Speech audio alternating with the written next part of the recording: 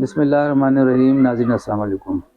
ناظرین، ہم نے ایک سلسلہ شروع کرنے کا ارادہ کیا ہوا تھا یکم رمضان سے، لیکن بدقسمتی سے بعض وجوہات کی بنا پر اس پہ عمل نہ ہو سکا، اور آج ہم وہ سلسلہ شروع کر رہے ہیں، اور وہ ہے مسلمان حکمرانوں کے حوالے سے کچھ چند حقائق سامنے لانے کی۔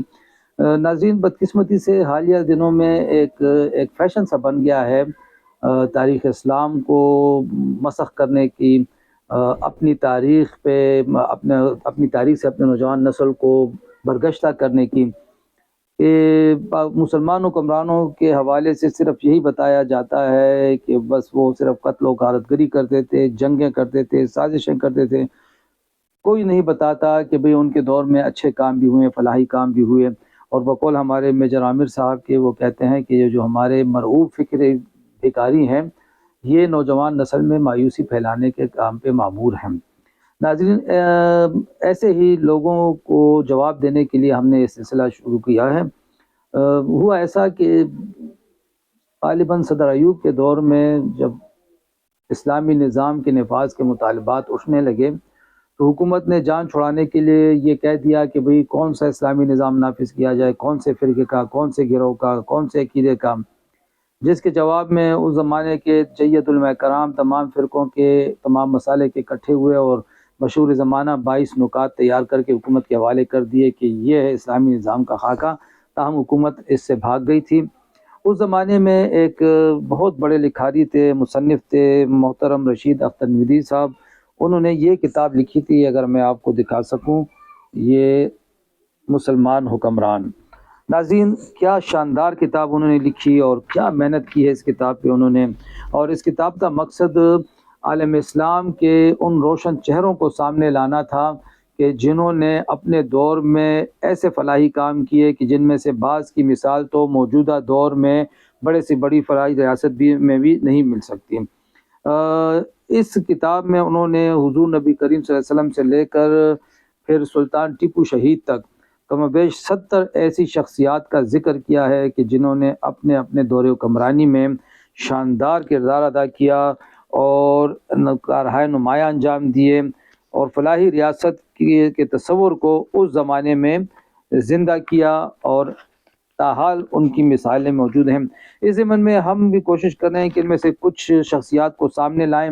آغاز ہم کریں گے بر صغیر پاک و ہند کے حکمرانوں سے، اور جب ہم بر صغیر پاک و ہند کی بات کرتے ہیں تو سب سے پہلے نام ہمارے ذہن میں آتا ہے سلطان محمود غزنوی کا۔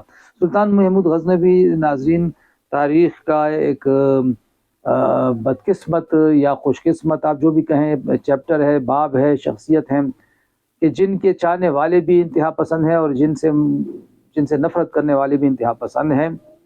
بدقسمتی سے انگریز دور میں جان بوجھ کر بر صغیر کی تاریخ کو مسخ کیا گیا۔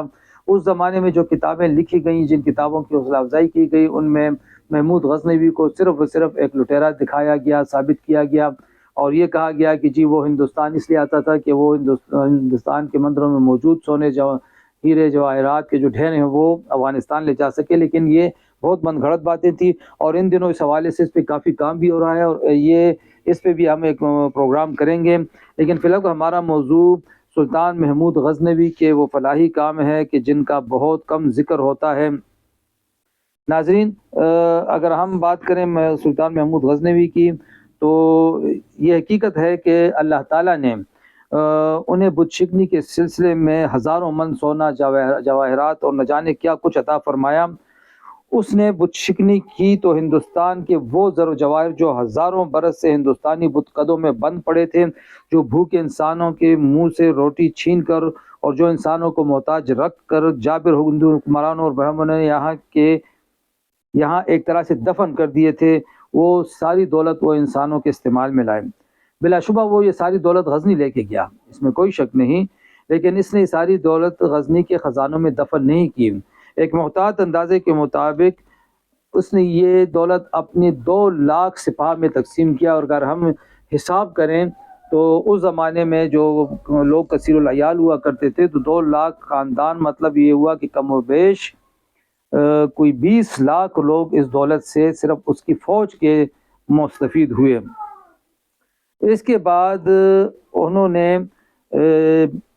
اس دولت کے ذریعے تہذیب و تمدن کے فروغ کا خوب کام لیا۔ انہوں نے بہت سی درسگاہیں قائم کی، رفاع عامہ کے بے شمار قائم کیے، سڑکیں بنوائیں، تالاب کھدوائے اور اپنے قلمرو میں بسنے والے انسانوں کو ہر طرح کا سکھ پہنچایا۔ انہوں نے پوری رعایا کو خوشحالی عطا کی، عوام کے لیے تعلیم کا اہتمام کیا، ہر مسجد کے ساتھ مدرسہ کھولا جہاں بچوں کو مفت تعلیم دی جاتی اور ساتھ میں وظائف بھی عطا ہوتے۔ سلطان کے زمانے میں غزنی ایک چھوٹا سا جو شہر تھا، وہ اپنے زمانے میں علوم و فنون اور تہذیب و تمدن کا گہوارہ بن گیا تھا اور اسے وہی حیثیت حاصل ہو گئی تھی جو بغداد، غرناطہ اور قرطبہ کو تھی۔ یعنی سلطان نے دور دور سے علماء کو، فضلاء کو، شعراء کو بلا کر غزنی میں بسایا، انہیں بڑی بڑی تنخواہیں دیں اور غزنی کو، افغانستان کے ایک چھوٹے سے شہر کو، بغداد کا ہم پلہ بنا دیا۔ یہ بہت بڑا کارنامہ تھا اپنے زمانے کا۔ ناظرین، وہاں انہوں نے ایک بہت بڑی یونیورسٹی قائم کی اور ان کی یونیورسٹی بغداد کی یونیورسٹی کی ہمسری کا دعویٰ کر سکتی تھی۔ اس دارالعلوم میں، اس یونیورسٹی میں جملہ علوم و فنون کی تعلیم دی جاتی۔ وقت کے بڑے معلمین اور اساتذہ کو سلطان نے یہاں جمع کر دیا تھا۔ سلطان انہیں بڑی بڑی تنخواہیں دیتا اور انعام و اکرام بھی دیتا رہتا۔ یہاں کا نظام بغداد اور قرطبہ کی یونیورسٹی کی طرز کا تھا۔ ہر مضمون اور ہر فن کا شعبہ الگ مستقل نگران کے تابع تھا۔ ہر شعبے اور ہر فن کے امتحان الگ ہوتے۔ یونیورسٹی کے طلبہ کو جو عراق، بلخ، بخارا، ماوراء النہر کے دور دراز علاقوں سے آتے، سلطانی خزانے سے وظائف بھی دیے جاتے اور ان کی تعلیم کے اخراجات بھی سلطان اٹھاتے۔ یعنی نہ صرف مفت تعلیم تھی بلکہ مفت رہائش تھی، مفت تعلیم تھی، بلکہ جو طلبہ دور دراز علاقوں سے آتے تھے انہیں وظائف بھی دیے جاتے تھے۔ ناظرین، میں دعوے کے ساتھ کہہ سکتا ہوں کہ دنیا کی کسی جدید ترین یونیورسٹی میں بھی یہ سسٹم نہیں ہے سوائے اسکالرشپ کے، جو 2-3-4% طلبہ کو دی جاتی ہے۔ باقی آج بھی کہیں پہ بھی یہ مثال موجود نہیں کہ نہ صرف تعلیم و رہائش مفت ہو بلکہ طلبہ کو وظائف بھی دیے جائیں، اور یہ کارنامہ انجام دیا تھا آج سے کوئی 1000 برس پہلے سلطان محمود غزنوی نے۔ ناظرین، سلطان یونیورسٹی کی عظمت بڑھانے کے لیے ایک عظیم الشان لائبریری بھی قائم کر رکھی تھی جہاں نادر سے نادر کتب جمع تھیں، اور یونیورسٹی خود کفیل ادارہ تھا جس کے نام ایک بہت بڑی زرعی زمین تھی جس سے یونیورسٹی کے اساتذہ کی تنخواہیں اور مصارف بخوبی پورے ہوتے۔ بعض مورخین کا دعویٰ ہے کہ سلطان کے زمانے کی غزنی کی یہ یونیورسٹی پورے ایشیا میں اپنی مثال آپ تھی۔ یہ بہت بڑی بات تھی۔ اس کے بعد سلطان نے غزنی کی یونیورسٹی سے ملحقہ مدارس اور دارالعلوم کا سلسلہ پوری سلطنت میں پھیلا دیا تھا، اور ہر شہر، ہر قصبے میں جہاں کے باشندوں کی تعلیم کے لیے ضروری ابتدائی درسگاہیں سرکاری خرچ سے کھولی گئی تھیں۔ اکثر امراء اور شہزادگان نے بھی سلطان کی دیکھا دیکھی اپنے طور پر کئی مدارس قائم کر رکھے تھے۔ دینی تعلیم کے ساتھ روحانی تعلیم پر بھی زور دیا گیا تھا، اور صوفیائی کا دور تھا اور خانقاہیں قائم کی گئی تھیں، ان کا خرچ بھی سلطان اٹھاتا تھا۔ سلطان محمود غزنوی نے شعر و سخن کی فروغ میں بھی کافی کردار ادا کیا، اور انہیں یہ اعزاز حاصل ہے کہ اپنے وقت کے تمام بڑے شعراء کو دربار میں جمع کر لیا تھا۔ مورخین کا کہنا ہے، ناظرین یہ دعویٰ ضرور سنیں، مورخین کا کہنا ہے کہ وہ کوئی 400 شعراء کو باقاعدہ تنخواہ دیا کرتا تھا، جن میں سے 100 کے قریب شعراء تو بڑی بڑی تنخواہیں پاتے تھے۔ میں پھر ایک دفعہ یہ دعویٰ کروں گا، کوئی ڈھونڈ کے لائے مثال موجودہ دور میں بھی کسی بھی ملک میں کہ شاعروں کو، اتنی بڑی تعداد میں شاعروں کو بڑی بڑی تنخواہیں حکومت دے، کسی بھی ملک میں اس کی مثال آپ مجھے ان دنوں بھی نہیں دکھا سکتے، اور سلطان محمود غزنوی نے ان دنوں یہ کارنامہ انجام دیا تھا۔ انہوں نے، وہ فارسی شعر کا بہت بڑا محسن ہے، اور ان کے دور میں فارسی شعر نے اپنے اندر بڑی جامعیت پیدا کی، اور انہی کی بدولت، انہی کے اخراجات کی بدولت فارسی شعر کو عربی شعر کے ہمپلہ بنا دیا تھا۔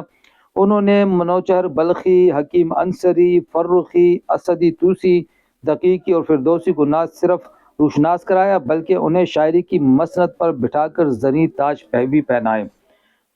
وہ جہاں سے بھی ان کو اطلاع ملتی تھی کہ کہیں پہ کوئی بہت بڑا عالم فاضل موجود ہے، کوئی شاعر موجود ہے، کوئی سائنسدان موجود ہے، تو وہ ضرور انہیں اپنے پاس بلاتے تھے۔